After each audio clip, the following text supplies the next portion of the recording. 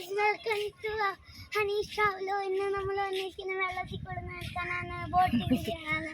അതിനകത്ത് ഇന്ന് വന്നിരിക്കുന്നതാണ്. അതുകൊണ്ട് നമുക്ക് പോവാൻ പറ്റും. നമുക്ക് ഇത് ചോദിക്കാം. ഫസ്റ്റ് നമുക്ക് ബോട്ടിംഗ് ചെയ്യാം, അത് കഴിഞ്ഞിട്ട് പിന്നെ ചോദിക്കാം. ബോട്ടിന്റെ ആളോട് ചോദിക്കാട്ടാ. നമുക്ക് നോർമൽ ബോട്ട് മതി, സ്പീഡ് ബോട്ടൊന്നും വേണ്ടേ? അത് ഇവിടെ ഇങ്ങനത്തെ ബോട്ട്, പിന്നെ ഇതായി കുട്ടവഞ്ചി, പിന്നെ കയാക്കിങ് ഉണ്ടാകാനി. Normal boat. എല്ലാവർക്കും നമസ്കാരം. ഹനി പറഞ്ഞ പോലെ നമ്മളിന്ന് വന്നിരിക്കുന്നത് കായലിൽ കൂടെ നടക്കാനാണ്. ഇപ്പോൾ നിങ്ങൾക്ക് ഇത് വായിക്കുമ്പോൾ മനസ്സിലാവുണ്ടോ. ഇപ്പോൾ നമ്മൾ എത്തിയിരിക്കുന്നത് കണ്ണൂർ ജില്ലയിലെ പയ്യന്നൂരിനടുത്ത കൗവായി ബാക്ക് വാട്ടേഴ്സിലാണ്. കേരളത്തിലെ ഏറ്റവും വലിയ മൂന്നാമത്തെ ബാക്ക് വാട്ടറാണ്, കായലാണ് കൗവായി കായൽ. വേമ്പനാട്ട് കായലിനും അഷ്ടമുടി കായലിനും ശേഷം മൂന്നാമത്തെ ഏറ്റവും വലിയ കായലാണ് കൗവായി കായൽ. അപ്പോൾ ഈ കൗവായി കായലിൻ്റെ പ്രത്യേകത എന്താണെന്ന് വെച്ചാൽ നിറയെ കണ്ടൽക്കാടുകളുള്ള ഒരു കായലാണ് കൗവായി കായൽ. അപ്പോൾ ഇവിടെ ഒരു ബോട്ട് ടെർമിനലുണ്ട്. അപ്പോൾ ഈ ബോട്ട് ടെർമിനലിൽ വന്നിട്ട് ഇവിടെ നിന്ന് നമുക്ക് സ്പീഡ് ബോട്ടിലോ അല്ലാണ്ട് കേരള സർക്കാരിൻ്റെ ബോട്ടുണ്ട്, അതിനകത്ത് കയറി ഈ മാൻഗ്രൂവ് ഫോറസ്റ്റിൻ്റെ കണ്ടൽക്കാടിൻ്റെ അടുത്ത് പോയിട്ട് ഈ പറഞ്ഞ പോലെ ഈ കയാക്കും അവിടെ അവൈലബിൾ ആണ്. അപ്പോൾ അങ്ങനെ നമുക്ക് കണ്ടൽക്കാടിൻ്റെ ഇടയിൽ കൂടി നടന്ന് അതൊക്കെ കാണാനുള്ള ഓപ്ഷൻ ഉണ്ട്. അതാണ് ഇവിടുത്തെ ഏറ്റവും വലിയ അട്രാക്ഷൻ. നമുക്കൊരു മാക്സിമം 5 to 6 മിനിറ്റ്സിൽ സ്പീഡ് ബോട്ടിൽ ഈ കണ്ടൽക്കാടിൻ്റെ നടുവിലെത്താം. അപ്പോൾ നമുക്ക് അവിടെ ടൈം സ്പെൻഡ് ചെയ്ത് തിരിച്ച് ബോട്ട് വരുന്ന സമയത്ത് അതിനകത്ത് കയറിയിട്ട് പോവാം. അപ്പോൾ ഇതാ പയ്യന്നൂരിൽ നിന്ന് ഏകദേശം 6.7 കിലോമീറ്ററാണ് ഈ കൗവായി ബോട്ട് ടെർമിനലിലേക്കുള്ള ദൂരം. ഞങ്ങൾ വൈകിട്ടൊരു 4 മണിക്ക് ആയപ്പോഴാണ് വന്നത്. അപ്പോൾ ഇവിടെ വന്ന കുറച്ച് വെയിലൊക്കെ കുറവായിരിക്കും, സൺസെറ്റൊക്കെ എൻജോയ് ചെയ്യാമെന്ന് വിചാരിച്ച് വന്നത്. ഇവിടെ നമുക്ക് ഇതേപോലത്തെ കുറച്ച് ഷോപ്സൊക്കെ ഉണ്ട്, ഈട്രീസൊക്കെ വിൽക്കുന്നത്. ഇവിടെയൊക്കെ ഇതേ കണ്ടോ, കുഞ്ഞു കുഞ്ഞു കണ്ടൽ ചെടികളൊക്കെ നട്ടുപിടിപ്പിച്ചിട്ടുണ്ട്. അപ്പോൾ ഞങ്ങൾ ഈ ബോട്ട് ടെർമിനലൊക്കെ കണ്ടു കഴിഞ്ഞിട്ട് ഇതിൻ്റെ ലെഫ്റ്റ് സൈഡിലാണ് നമുക്ക് ബോട്ട് കയറേണ്ട സ്ഥലം. അതിനുശേഷം നമുക്ക് അങ്ങോട്ട് പോവാം.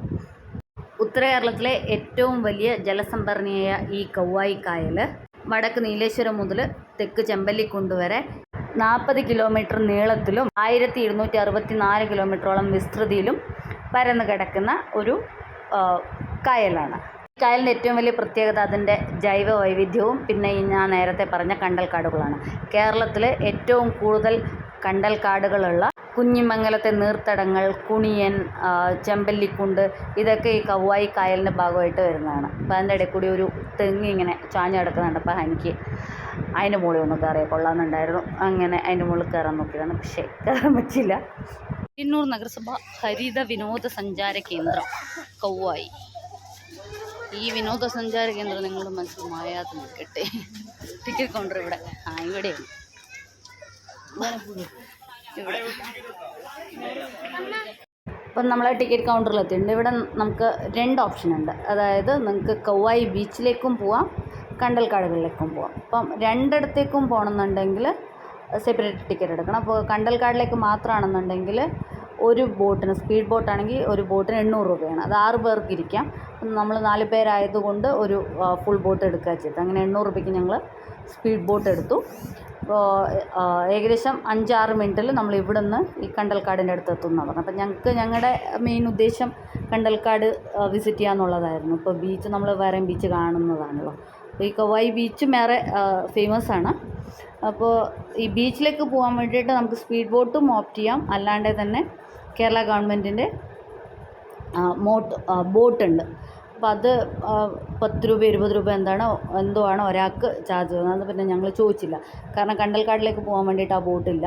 നമുക്ക് ബീച്ചിലേക്ക് പോകാൻ വേണ്ടി മാത്രമേ കേരള ഗവൺമെൻറ്റിൻ്റെ ബോട്ട് ഓപ്റ്റ് ചെയ്യാൻ പറ്റുള്ളൂ. ബോട്ട് ഇങ്ങനത്തെ അല്ല ഹനി, നമ്മളത് ഇങ്ങനത്തെ ബോട്ടാണ് ഹനി.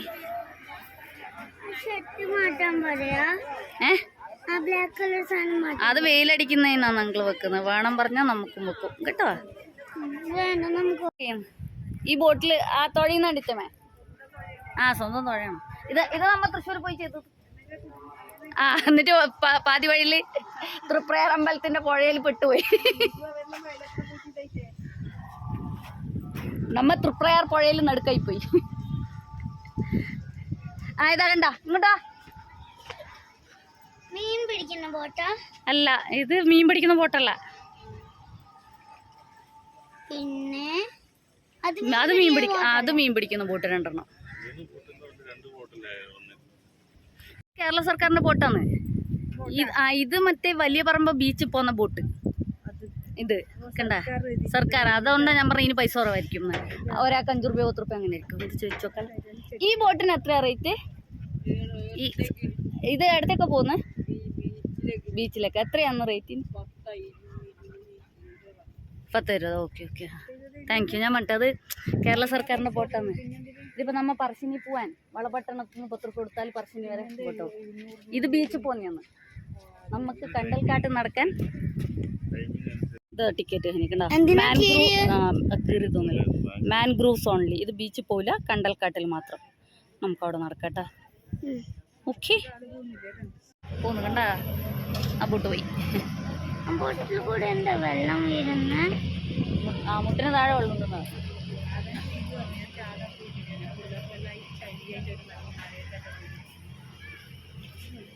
ഒരു കയാക്കിയ കണ്ട ആ ചേച്ചിമാര്. രണ്ടെണ്ണം. ഇതിന്റെ പുറകെ അടുത്ത് വരുമായിരിക്കും. അതെ, അതിന്റെ പുറകെ വരുന്നു. ഞങ്ങൾ കുറച്ച് സമയം ബോട്ടിന് വേണ്ടി വെയിറ്റ് ചെയ്ത്. എന്താ വെച്ചാൽ ശനിയാഴ്ചയാണ് പോയിട്ടുണ്ടായിരുന്നത്. അപ്പം വീക്കെൻഡ് ആയതുകൊണ്ട് കുറച്ച് തിരക്കുണ്ടായിരുന്നു. അപ്പം അടുത്ത ബോട്ടിന് ഞങ്ങളാണ് കയറേണ്ടത്. അപ്പം അതിന് വേണ്ടിയിട്ട് റെഡി ആവുകയാണ്. അപ്പോൾ അവിടെ പോകുമ്പോഴത്തേക്കും ചെരുപ്പ് അഴിച്ച് വെക്കണം എന്ന് അവർ പറഞ്ഞു. ചെരുപ്പ് അഴിച്ചിട്ട് അതിനകത്ത് നടക്കാൻ പറ്റുള്ളൂ. അത് കാരണം ബോട്ടിൽ കയറുന്നതിന് മുമ്പ് തന്നെ ഇവിടെ ചെരുപ്പ് അഴിച്ച് വെക്കണം പറഞ്ഞു. ചെരുപ്പിടാണ്ട് അവിടെ നടക്കുന്നതായിരുന്നു കുറച്ചും കൂടി കംഫർട്ടബിൾ. അത് ശരിയാണ് അവർ പറഞ്ഞത്. വരുന്നുണ്ട്, നമ്മൾ ബോട്ട് വരുന്നുണ്ട്. 72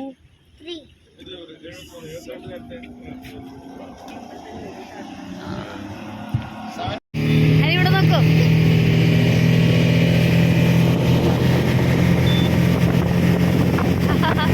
നല്ല സിനിമ.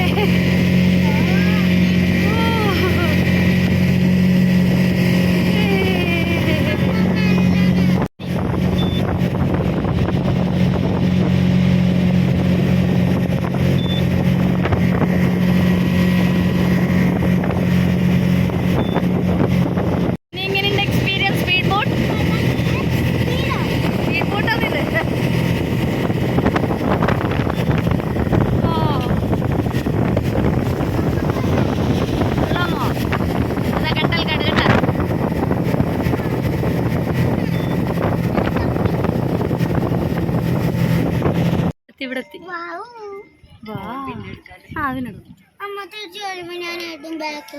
ഏറ്റവും ബാക്കിലിരുന്നു ഇരിക്കാമേ. ഞാനിപ്പോ കുഞ്ഞിന്റെ അടുത്ത് അവിടെ ആ മൗണ്ടൈൻ നോക്ക്. മൗണ്ടൈൻ ഇവിടെ ഈ അങ്കിള് നമ്മളെ ഇത് വെറും ഇത്രയും വെള്ളമില്ലേ, ചെറിയ വെള്ളം, സുഖമായി ഇറങ്ങാം. ഉണ്ട്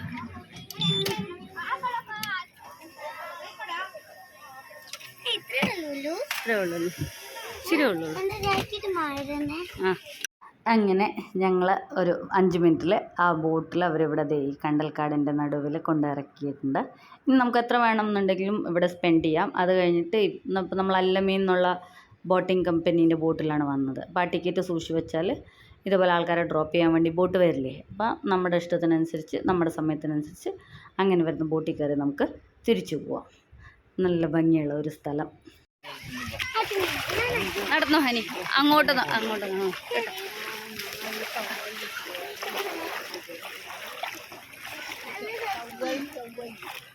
ഇവിടെ നമ്മുടെ മുട്ടിൻ്റെ താഴെ വരെ മാത്രമേ വെള്ളമുള്ളൂ കേട്ടോ. നമുക്ക് അതുകൊണ്ട് തന്നെ കംഫർട്ടബിളായി നടക്കാം.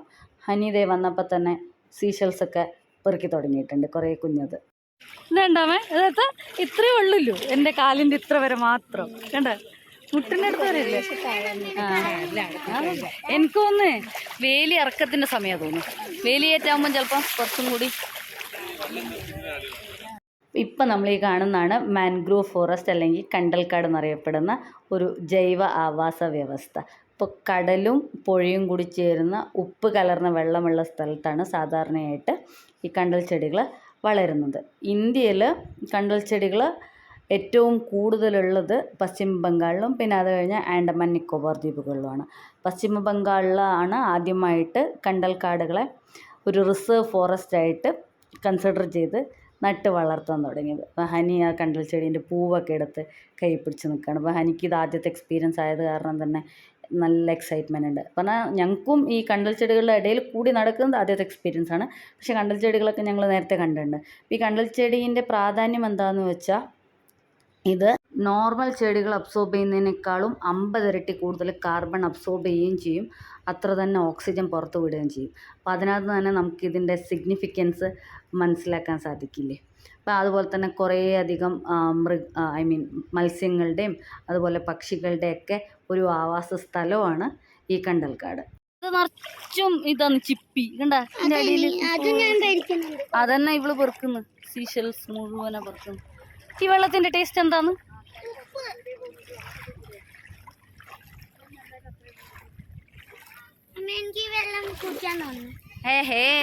ഇതിന്റെ ടേസ്റ്റ് ഒന്ന് നോക്കട്ടെ.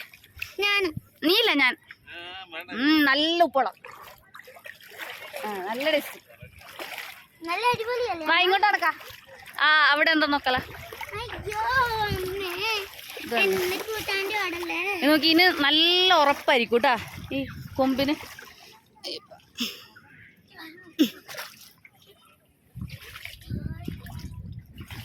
എന്തൊരു ഉറപ്പാന്ന് അതിൻ്റെ.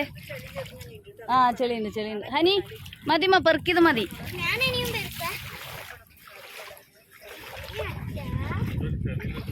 ഇതിപ്പോൾ കണ്ടില്ലേ, കണ്ടൽക്കാടുകൾ ഇത്രയും വേരൊക്കെ അത്രയും ഉറപ്പുള്ള ഇതാണ്. അപ്പോൾ ഈ ചെടി മുഴുവനായിട്ടും വളരെ ശക്തിയായിട്ട് മണ്ണിൽ ഉറച്ചു നിൽക്കുന്നുണ്ട്. അതുകൊണ്ട് തന്നെ വെള്ളപ്പൊക്കം പോലുള്ള പ്രകൃതി ദുരന്തങ്ങളെയൊക്കെ ചെറുക്കാനുള്ള കഴിവ് ഈ കണ്ടൽക്കാടുകൾക്ക് ഉണ്ടെന്നാണ് പറയുന്നത്. അതുകൊണ്ട് തന്നെയാണ് ഇപ്പോൾ നമ്മൾ ഈ പ്രകൃതി സംരക്ഷണം ചെയ്യുന്ന ആൾക്കാരൊക്കെ കണ്ടൽക്കാട് നട്ട് വളർത്തുന്നതിന് വേണ്ടിയിട്ടൊക്കെ പ്രോത്സാഹിപ്പിക്കുന്നത്. ഇപ്പോൾ നിങ്ങൾക്ക് അറിയായിരിക്കും, കേരളത്തിൽ തന്നെ കല്ലൈൻ പുക്കുടൻ എന്ന് പറഞ്ഞിട്ട് ഒരു പരിസ്ഥിതി പ്രവർത്തകൻ ഈ കണ്ടൽക്കാടുകളുടെ സംരക്ഷണത്തിന് വേണ്ടി മാത്രമാണ് അദ്ദേഹം നിലകൊണ്ടത്. അപ്പോൾ അതിൻ്റെ പേരിൽ അദ്ദേഹത്തിന് കുറേ അംഗീകാരങ്ങളൊക്കെ കിട്ടി. ഇപ്പോൾ കണ്ണൂർ വാളപട്ടണം പുഴയുടെ സമീപത്തൊക്കെ അദ്ദേഹത്തിൻ്റെ നേതൃത്വത്തിൽ ഇങ്ങനെ കണ്ടൽക്കാടുകൾ വെച്ച് പിടിപ്പിച്ചിട്ടുണ്ട്.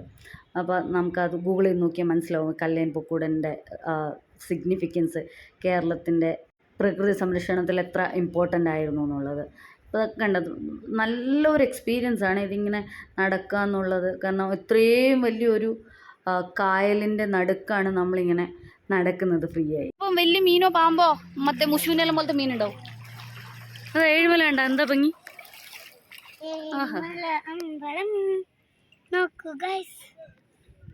പാമ്പോ? ആരോ പാമ്പ് എന്നൊക്കെ വിളിച്ചു പറയണ്ട. ചുമ്മാ പറ്റിച്ചതാണ് കേട്ടോ, ചുമ്മാ പറ്റിച്ചതാ. ഏ പാമ്പോ? അതന്നെ നമ്മളും പേടിച്ചു. ആ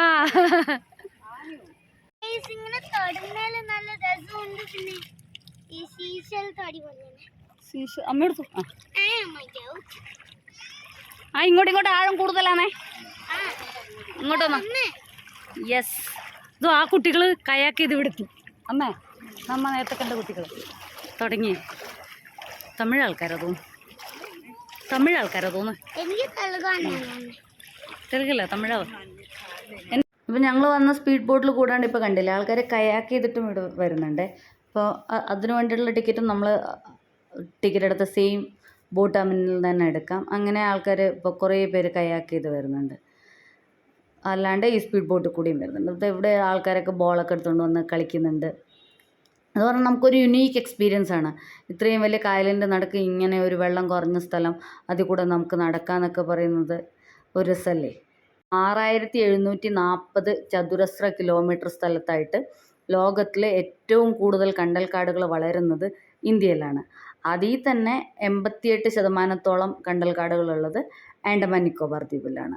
അപ്പോൾ ഇന്ത്യ ഉപഭൂഖണ്ഡത്തിൽ വളരെ കുറച്ചൊരു പെർസെൻറ്റേജ് മാത്രമേ വരുന്നുള്ളൂ ഈ കണ്ടൽക്കാടുകൾ. ലോകത്തിലെ ഏറ്റവും വലിയ കണ്ടൽ വനമായ സുന്ദർബൻ ഡെൽറ്റയെ കുറിച്ച് നിങ്ങൾ കേട്ടിട്ടുണ്ടാവില്ലേ?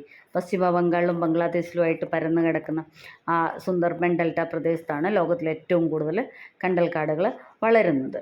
സുന്ദരി എന്ന് പ്രസിദ്ധമായ ഒരിനം കണ്ടൽക്കാടുകൾ വളരുന്നതുകൊണ്ടാണ് ആ ഡെൽറ്റയ്ക്ക് സുന്ദർബൻ ഡെൽറ്റ എന്ന് പേര് വന്നതും. ഈ സുന്ദർബൻ ഡെൽറ്റ യുനെസ്കോയുടെ ലോക പൈതൃക പട്ടികയിൽ ഇടം നേടിയ ഒരു സ്ഥലവും കൂടിയാണ്. സീഷൽ കളക്ടർ അയ്യച്ചൻ തുഴുക്ക് ചെയ്തു.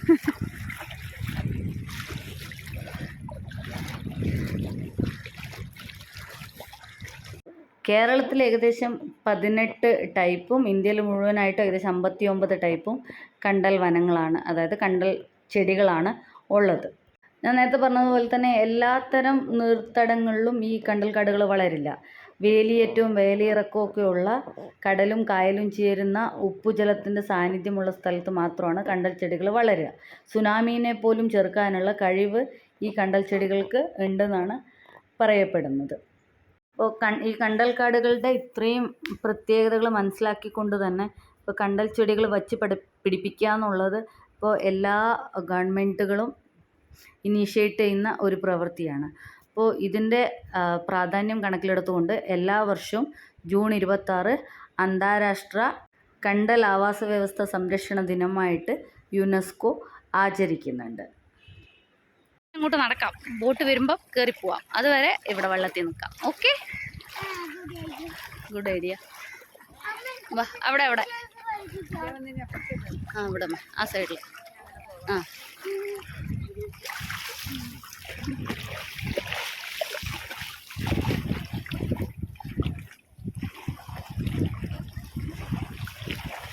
വെള്ളപ്പിശാജ് കുഞ്ഞത്, വെള്ളപ്പിശാജ്.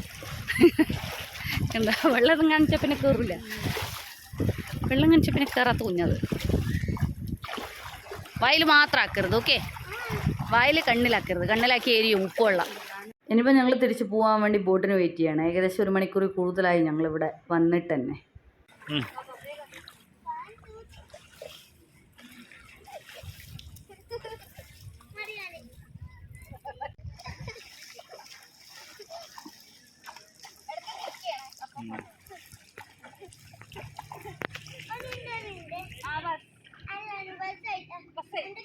മമ്മി പോവാൻ റെഡിയായി. ഇനി അടുത്ത ബോട്ട് വരുമ്പോൾ നമുക്ക് കയറി പോവാം. എന്താ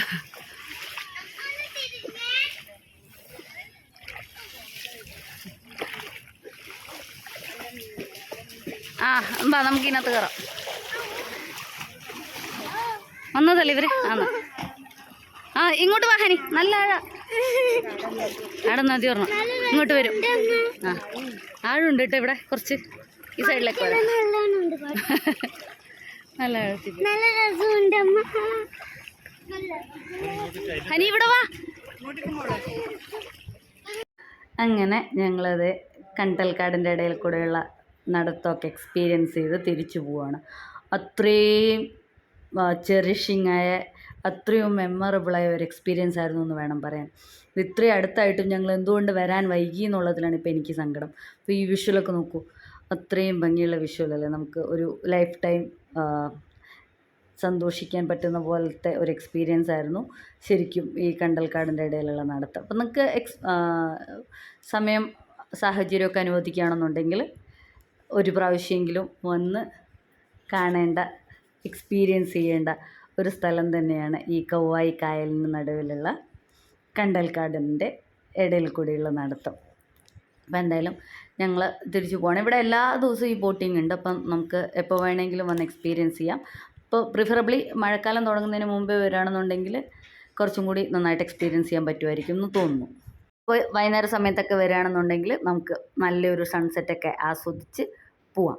പിന്നെ ഇത് കൂടാണ്ട് ഞാൻ പറഞ്ഞു, ഇപ്പം നമ്മൾ ആ ബോട്ട് ടെർമിനലിൻ്റെ റൈറ്റ് സൈഡിലേക്കാണ് വന്നത്. അപ്പോൾ ലെഫ്റ്റ് സൈഡിലേക്ക് പോകുകയാണെന്നുണ്ടെങ്കിൽ അവിടെ ബീച്ചുണ്ട്, കൗവായി ബീച്ച്. അതും ഒരു വളരെ നല്ല എക്സ്പീരിയൻസ് ആണെന്നാണ് പറയുന്നത്. അപ്പോൾ അതിനൊരു പ്രാവശ്യം വരാമെന്ന് വിചാരിച്ചിട്ടാണ് ഞങ്ങൾ പോകുന്നത്. ഇപ്പോൾ ഓൾറെഡി സമയം 5:30 ഒക്കെ ആയി. ഇനിയിപ്പോൾ നമ്മൾ ബീച്ചിൽ പോയാലും ചിലപ്പോൾ സൺസെറ്റ് ഒന്നും കാണാൻ പറ്റിയില്ല എന്ന് വരും. അതുകൊണ്ട് തന്നെ ഞങ്ങൾ തിരിച്ചു പോവുകയാണ്. അപ്പോൾ ഈ കൗവായി ബീച്ച് എന്നുള്ളതും ഒരു എക്സ്പീരിയൻസ് ആണെന്നാണ് ഇതിനു മുമ്പ് പോയിട്ടുള്ളവർ പറയുന്നത്. അപ്പോൾ ഈ കൗവായി കായലിൻ്റെ നടുക്ക് കുറേയധികം കുഞ്ഞു കുഞ്ഞു ദ്വീപുകളുണ്ട്. അപ്പോൾ അതിലത്തെ ഒരു ദ്വീപാണ് ഇപ്പോൾ നമ്മൾ ഈ വലതുഭാഗത്ത് കണ്ടുകൊണ്ടിരിക്കുന്നത്. അങ്ങനെ നിറയെ തെങ്ങും ഇതേപോലെ കണ്ടൽ ചെടികളൊക്കെ ആയിട്ടുള്ള കുറേ ദ്വീപുകളുണ്ട് ഇവിടെ.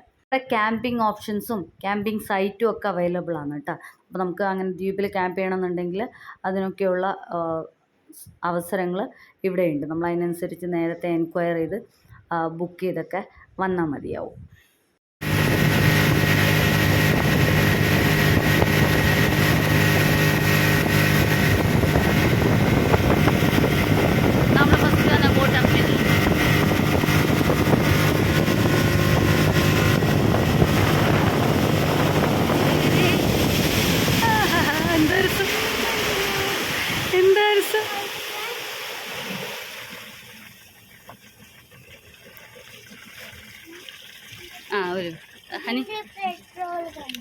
പെട്രോൾ കഴിഞ്ഞില്ല, നമ്മുടെ സ്ഥലത്തി, നമ്മുടെ സ്റ്റോപ്പെത്തി.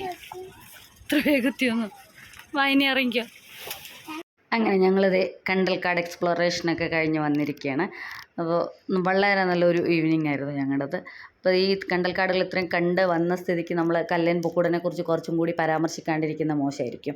കണ്ണൂർ ജില്ലയിലെ ഏഴോം പഞ്ചായത്തിൽ ജനിച്ച ഒരു പരിസ്ഥിതി പ്രവർത്തകനാണ് കല്ലൻ പൊക്കൂടൻ. യുനെസ്കോയുടെ പരിസ്ഥിതി വിഭാഗത്തിൻ്റെ പ്രത്യേക പരാമർശമൊക്കെ നേടിയ ഒരു മഹത് വ്യക്തിയാണ് അദ്ദേഹം. ഇപ്പോൾ പ്രകൃതിയുടെ ശ്വാസകോശങ്ങൾ എന്നറിയപ്പെടുന്ന കണ്ടൽക്കാട് സംരക്ഷണത്തിൽ അദ്ദേഹത്തിൻ്റെ സംഭാവനകൾ നമുക്കൊരിക്കലും വിസ്മരിക്കാൻ സാധിക്കാത്തതാണ്. ഇവിടെ ഈ കണ്ടൽക്കാടുകളെക്കുറിച്ചും കൗവായി കായലിനെക്കുറിച്ചും ഒക്കെയുള്ള വിവരങ്ങൾ എഴുതി വെച്ചിട്ടുണ്ട്. അപ്പോൾ നമുക്ക് സമയമെടുത്തതൊക്കെ വായിച്ച് മനസ്സിലാക്കി ഇതിൽ നിന്നൊക്കെ കണ്ടൽക്കാട് സംരക്ഷണത്തിൽ നമുക്കും ഒരു ഭാഗമാവാം. അറ്റ്ലീസ്റ്റ് അത് നശിപ്പിക്കാണ്ടിരിക്കാനെങ്കിലും ശ്രമിക്കാം എന്നുള്ള പ്രതിജ്ഞയെടുത്ത് നമുക്ക് ഈ കണ്ടൽക്കാടുകൾ വരും തലമുറയ്ക്ക് വേണ്ടി കൂടി സംരക്ഷിച്ച് വയ്ക്കാം. അപ്പോൾ നിങ്ങളിവിടെ വരികയാണെന്നുണ്ടെങ്കിൽ ഇവിടെ നിങ്ങൾക്ക് നിറയെ പാർക്കിംഗ് സ്പേസും ടോയ്ലറ്റ് ഫെസിലിറ്റിയും ഇതേപോലത്തെ കുഞ്ഞു കുഞ്ഞു കടകളൊക്കെ അവൈലബിൾ ആണ്. നമുക്ക് എന്തുകൊണ്ടും നന്നായിട്ട് വിസിറ്റ് ചെയ്യാൻ പറ്റിയ ഒരു സ്ഥലം തന്നെയാണ് ഈ കൗവായി. അപ്പോൾ ഇത്രയാണ് കൗവായിയിലെ കണ്ടൽക്കാടുകളുടെ വിശേഷങ്ങൾ. നമുക്ക് പുതിയ വിശേഷങ്ങളായിട്ട് അടുത്ത വീഡിയോയിൽ കാണാം. വീഡിയോ എല്ലാവർക്കും ഇഷ്ടമായിട്ടുണ്ടാവുമെന്ന് വിചാരിക്കുന്നു. Thank you for watching.